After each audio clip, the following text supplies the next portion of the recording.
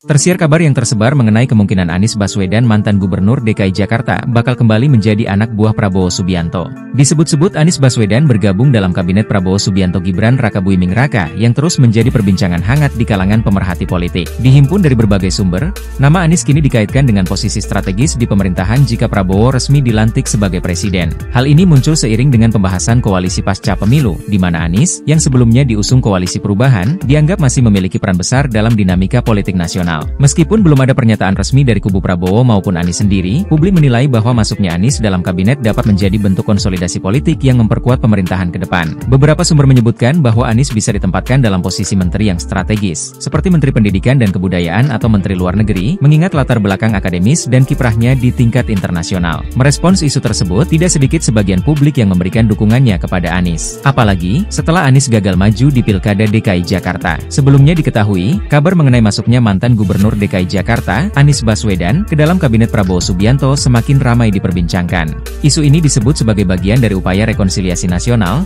pasca dinamika politik yang berlangsung selama pemilu 2024. Sumber dekat Anies, yang enggan disebutkan namanya, mengonfirmasi bahwa memang ada komunikasi antara tim Prabowo dengan Anies. Namun, ia menegaskan bahwa pembicaraan tersebut belum sampai membahas soal posisi kabinet. Sumber tersebut juga menambahkan bahwa hingga saat ini, belum ada informasi valid mengenai posisi Anies dalam kabinet Prabowo. Di sisi lain, Ketua Umum Anies Baswedan Republik Indonesia, ABRI, 1, Syifa Indriani, mengaku telah mendengar kabar mengenai kemungkinan Anies masuk kabinet Prabowo. Meski demikian, isu ini masih menjadi spekulasi, dan belum ada pernyataan resmi baik dari kubu Anies maupun tim Prabowo Gibran.